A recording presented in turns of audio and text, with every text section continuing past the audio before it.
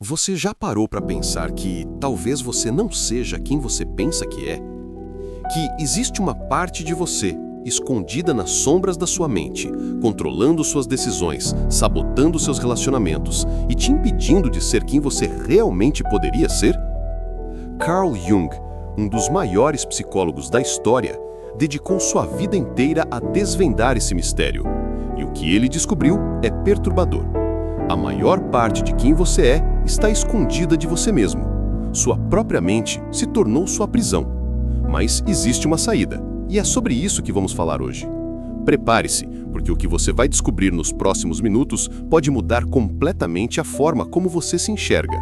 Fique até o final, porque vou te mostrar exatamente como começar esse processo de libertação hoje mesmo. Pensa comigo. Quantas vezes você já se pegou fazendo algo e depois pensou: por que diabos eu fiz isso? Quantas vezes você prometeu para si mesmo que ia mudar, que ia parar com aquele comportamento destrutivo, que ia finalmente tomar aquela atitude e simplesmente não conseguiu?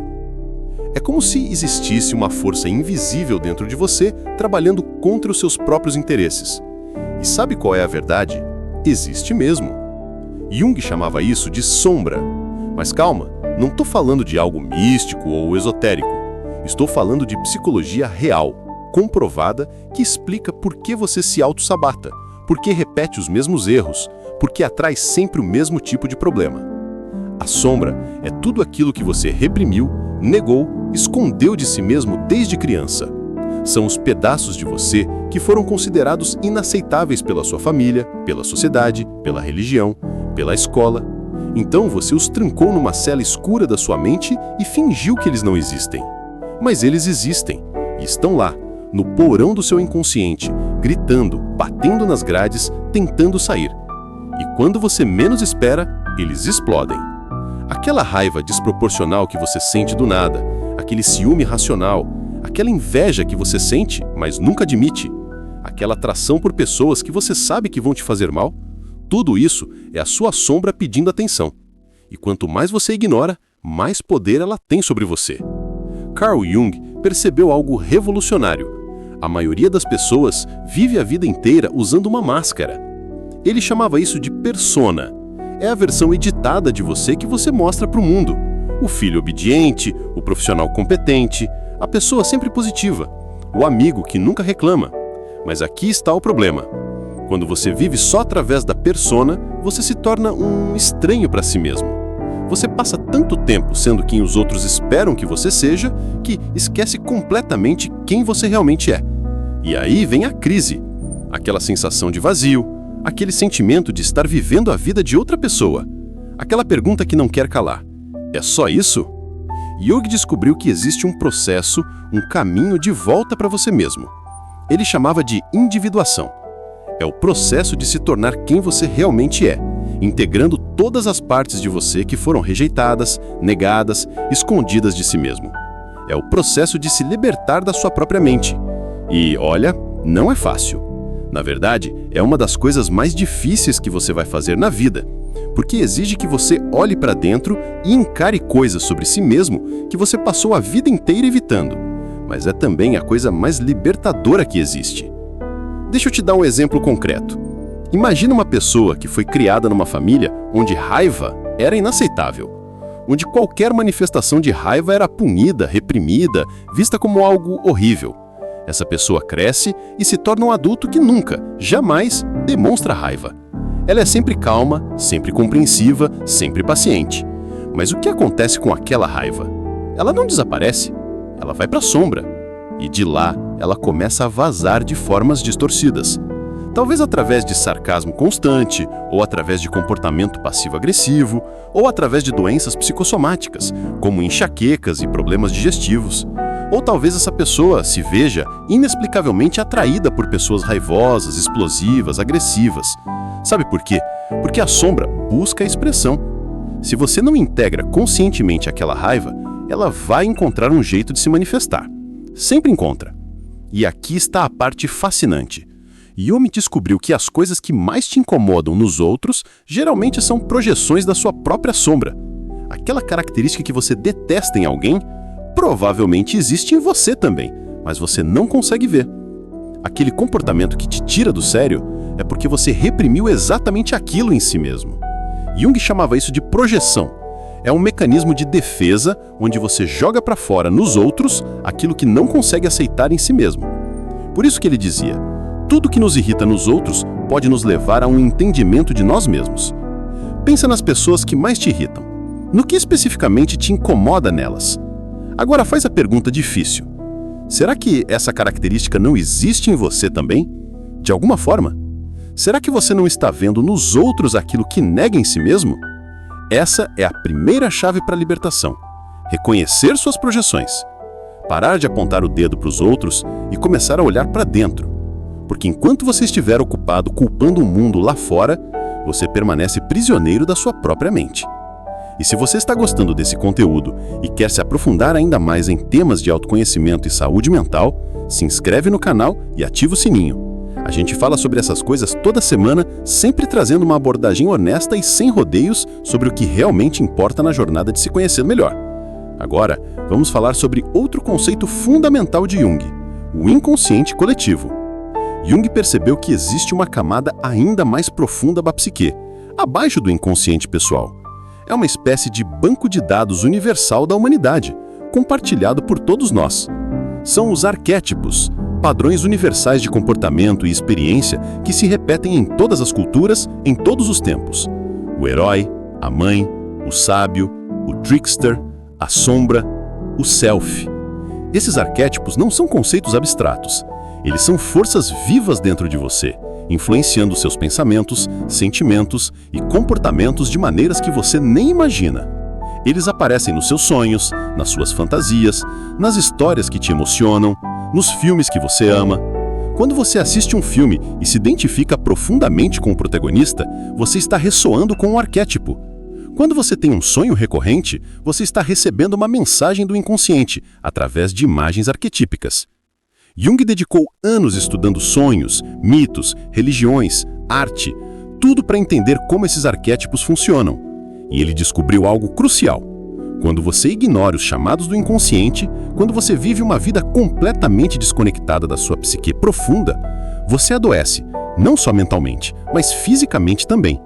Ele via muitos dos seus pacientes como pessoas que haviam perdido contato com a sua própria alma, que viviam vidas vazias de significado, presas em papéis sociais que não tinham nada a ver com quem eles realmente eram. E o inconsciente, tentando restaurar o equilíbrio, criava sintomas: ansiedade, depressão, crises existenciais, comportamentos compulsivos. Tudo isso era a psique gritando: "Ei, você está no caminho errado! Volte para casa! Volte para você mesmo!" Então, como você começa esse processo de libertação?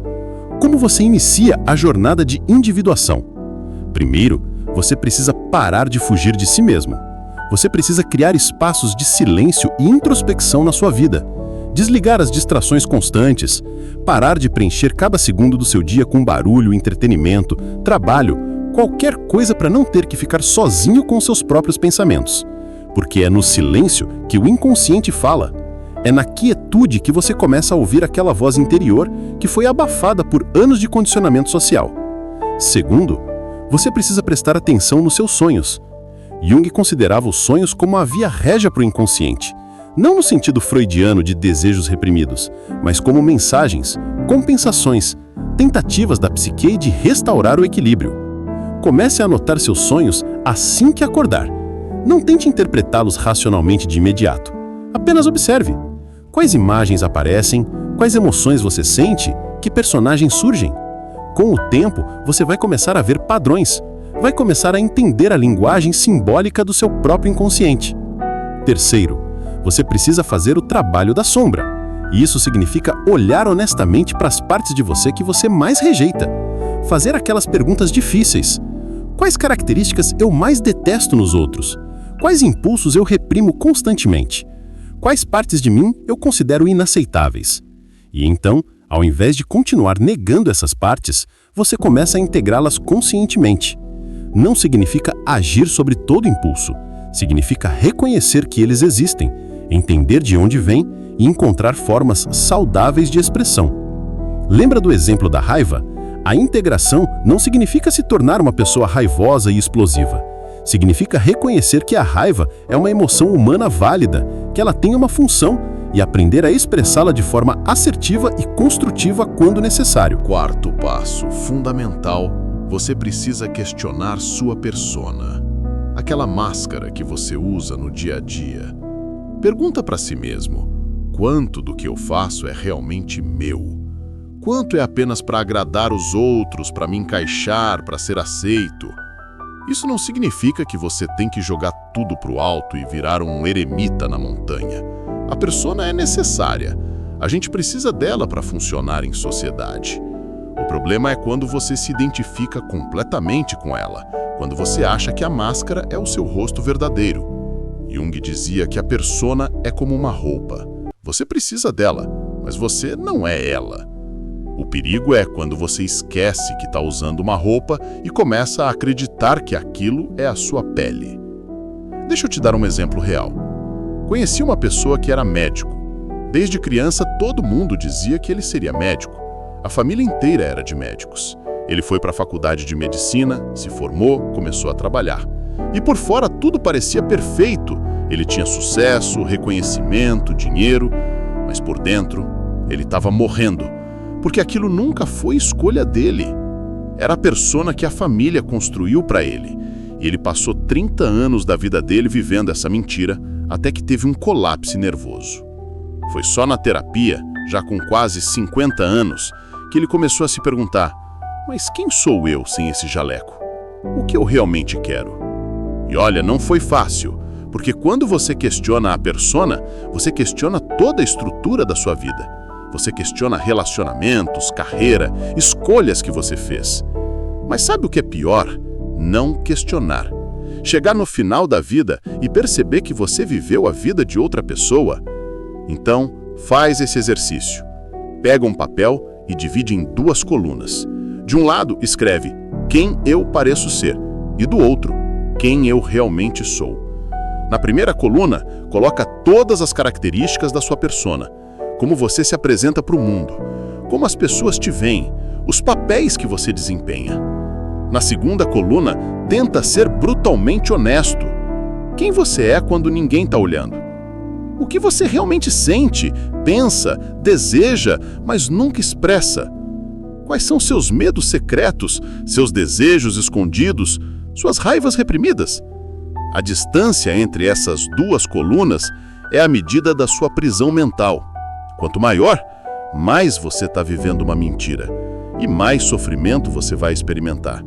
Porque a psique não aceita mentiras. Ela sempre busca a verdade, a autenticidade, a totalidade. Agora vamos falar de outro conceito crucial de Jung, a ânima e o ânimos.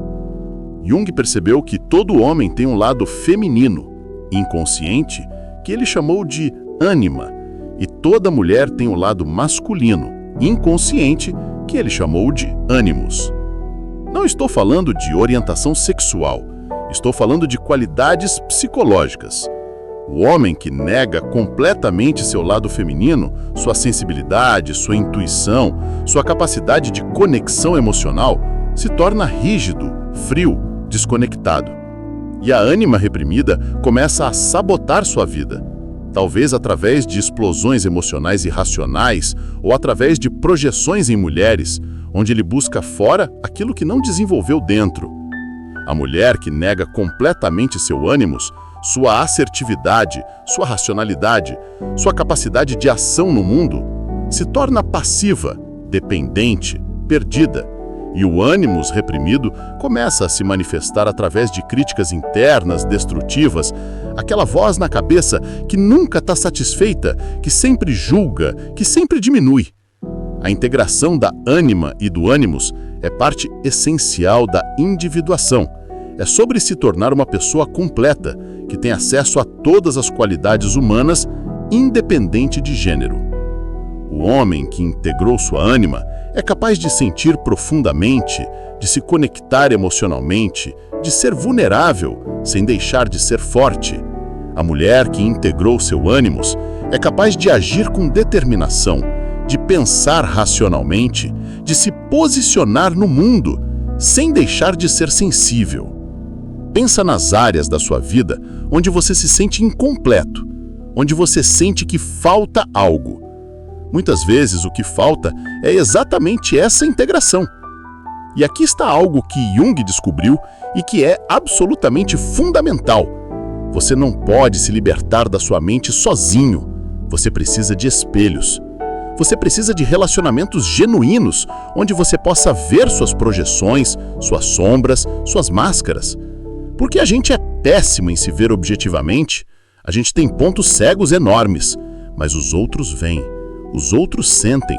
Por isso que relacionamentos íntimos são tão desafiadores, porque eles forçam você a encarar partes de si mesmo que você preferiria ignorar.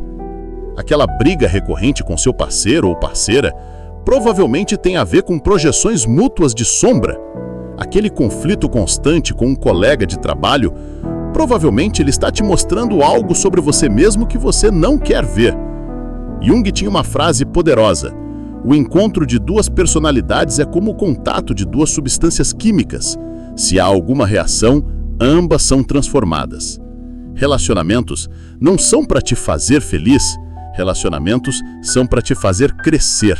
São para te mostrar quem você realmente é, incluindo as partes que você prefere esconder.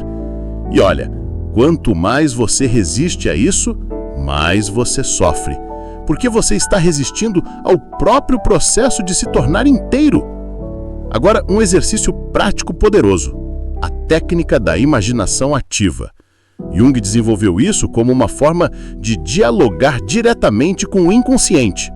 Funciona assim: você encontra um lugar tranquilo, fecha os olhos e deixa uma imagem surgir espontaneamente na sua mente. Pode ser uma pessoa, um animal, uma paisagem, qualquer coisa. Não force, apenas observe o que aparece. Então, ao invés de analisar racionalmente, você interage com essa imagem. Você faz perguntas, você escuta as respostas. Você deixa a cena se desenrolar como se fosse um sonho acordado, mas você está consciente e participando ativamente. Parece estranho? Parece, mas funciona de forma surpreendente, porque você está criando uma ponte entre o consciente e o inconsciente. Você está dando voz para as partes de você que normalmente ficam mudas. Muitos dos insights mais profundos que você vai ter na vida vão vir dessas conversas internas, não de análises racionais, não de livros de autoajuda, mas de conversas honestas com as diferentes partes de você mesmo. E deixa eu te contar algo que Jung descobriu e que mudou completamente a psicologia. Os sintomas não são o problema. Os sintomas são a solução. Aquela ansiedade que você sente, ela está tentando te dizer algo. Aquela depressão, ela tem uma mensagem. Aquele comportamento compulsivo, ele está cumprindo uma função. O erro que a maioria das pessoas comete é tentar eliminar os sintomas sem entender o que eles estão comunicando. É como desligar o alarme de incêndio sem apagar o fogo. Jung via os sintomas como tentativas da psique de restaurar o equilíbrio. Quando você está vivendo muito unilateral, muito desequilibrado, muito distante de quem você realmente é, a psique cria sintomas para te forçar a parar e prestar atenção.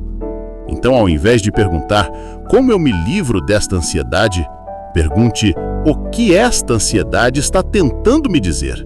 O que na minha vida está fora de alinhamento. Ao invés de perguntar como eu paro de procrastinar, pergunte o que eu estou evitando. Que parte de mim está resistindo? Essa mudança de perspectiva é revolucionária, porque transforma você de vítima dos seus sintomas em colaborador da sua própria cura. E se você está achando esse conteúdo valioso e quer continuar essa jornada de autoconhecimento, deixe um comentário aqui embaixo compartilhando qual foi o insight mais forte que você teve até agora. Eu leio todos os comentários e muitas vezes eles viram temas para próximos vídeos. Vamos construir essa comunidade de pessoas que realmente querem se conhecer de verdade. Agora, talvez a parte mais importante de tudo isso, o self.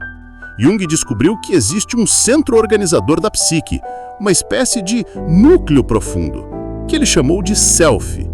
não é o ego. O ego é apenas a parte consciente, a ponta do iceberg. O self é a totalidade. É quem você realmente é quando todas as máscaras caem, quando todas as defesas se dissolvem, quando você finalmente para de fingir. E o processo de individuação é basicamente isso. O ego aprendendo a servir o self, ao invés de tentar controlar tudo. É você parando de tentar ser quem você acha que deveria ser e começando a se tornar quem você realmente é. Mas tem um paradoxo aqui. Você não pode forçar esse processo. Quanto mais você tenta, mais você se afasta. É como tentar adormecer. Quanto mais você tenta, mais acordado você fica. O self não pode ser alcançado pela força de vontade. Ele só pode ser revelado através da rendição, através de você parar de lutar contra si mesmo, através de você aceitar todas as partes de quem você é, incluindo as que você julga como inaceitáveis.